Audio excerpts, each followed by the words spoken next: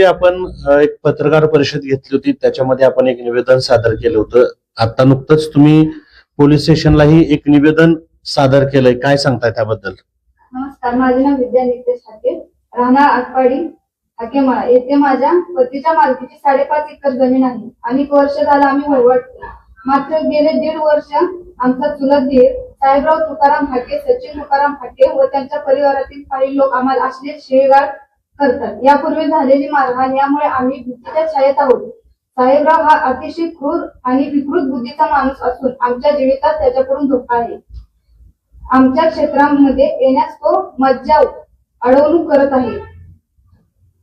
Police प्रशासन या प्रकरणाची कोणतीही कायदा सुव्यवस्थेच्या दृष्टिकोनातून गंभीर दखल घेत नाही. उलट पक्षी त्यालाच मदत होईल अशी भूमिका त्यांनी घेतली आहे. आटपाडीमध्ये कायदा सुव्यवस्था आहे का हा प्रश्न या निमित्ताने पडतो. पोलिसांची जी कर्तव्य आहेत, जर कोणी गुन्हेगारी करत असेल तर त्यांच्याकडून बंधपत्र घेऊन कायदा व सुव्यवस्था राखण्याची प्रयत्न करावा, असे आतापर्यंत झाले नाही. एवढं सगळं करत असताना पोलीस प्रशासनाने या प्रकरणाकडे डोळेझाक केली का? आपल्या बाजूने काय न्याय दिला? आमच्या बाजूने कोणताही न्याय दिला नाही. उलट त्यांनाच मदत करत आले आतापर्यंत. ते आम्ही एवढा वेळा गेलो त्यांच्याकडे, त्यांनी कोणतीही मदत केली नाही आम्हाला. आपल्या राज्य सरकारने 2026 हे महिला शेतकरी वर्ष साजरे करण्याची घोषित केले आहे. मात्र मी एक महिला असून माझ्या हक्काच्या क्षेत्रात जाऊ शकत नाही, हीच मोठी शोकांतिका आहे. लाडक्या बहिणीला आज उपोषणाला बसण्याची वेळ या पोलीस प्रशासनाने आमच्या समोर आणली आहे. स्वतःच्या न्यायासाठी समोरील व्यक्तीकडून दगाफटका होऊन मरण्याऐवजी या शासनाच्या दारात न्यायाने मेले तरी बेहतर. मी शेवटच्या क्षणापर्यंत हे उपोषण करणार आहे. आता तुम्ही उपोषणाला बसणार आहे निश्चित झालंय, आमरण उपोषण करणार आहे. मग अशा वेळी प्रशासनाला तुम्ही काय सांगणार?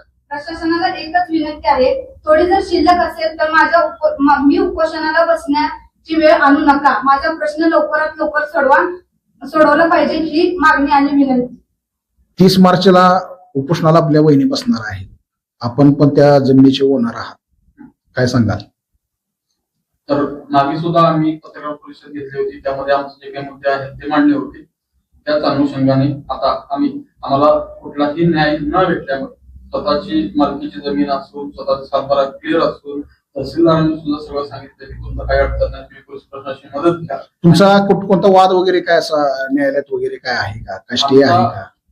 आमचे जे चुलत भाऊ आहेत जे आता वाद झाले त्यांच्याशी कुठलाही वाद नाही, 0% वाद आहे ना. आमचं कुठली न्यायालयीन प्रक्रिया चालू आहे. मग आपण आपल्या क्षेत्रामध्ये का जात नाही, का भीत आहे तिथे? आम्ही क्षेत्रात जाण्यास भीत ह्यासाठी आहोत की आमचे जे चुलत बंधू आहेत ते जाणीवपूर्वक जमीन हडपण्याच्या उद्दिष्टाने पोलिसांच्या मदतीने आमच्यावरती जमीन बळकावण्याच्या दृष्टीने गुंडगर्दी करत आहेत. मग त्यात मागचा इतिहास पाहिला तर मागच्या 1.5 वर्षात 6 ते 7 एनसी झाल्या आहेत.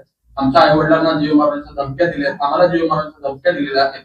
एक FIR दाखल झालेला आहे, त्यात मला जीव जाता वाचलेला आहे. या सर्व कारणास्तव आम्ही कुठलाही हाणामारी करण्याचा कुठेही प्रयत्न करत नाही आहोत. आम्ही जी काही रितसर प्रक्रिया आहे, जर का पोलीस आम्हाला येऊ देत नसेल तर पोलिसांकडे दाद मागत आहोत. आणि तरी सुद्धा पोलीस हे आम्हाला कुठलंही बंधपत्र लिहून घेण्याची जी प्रोसेस असते पोलिसांची, ते कर्तव्य न करता आरोपीला मदत करत आहे असा माझा स्पष्टपणे आरोप आहे. यासाठी सुद्धा आम्ही वारंवार पत्र व्यवहार केला होता.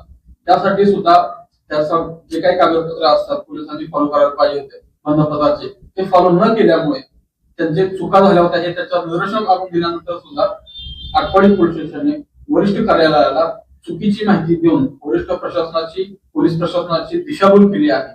या सर्व अनुषंगाने आम्ही वैतागून आमची जे काही वहिवटचं क्षेत्र आहे त्यात आम्हाला त्रास होऊ नये यासाठी आमच्या वहिनी विद्या नितेश ठाके यांच्या समवेत 30 मार्च रोजी आमरण उपोषणाला बसत आहे.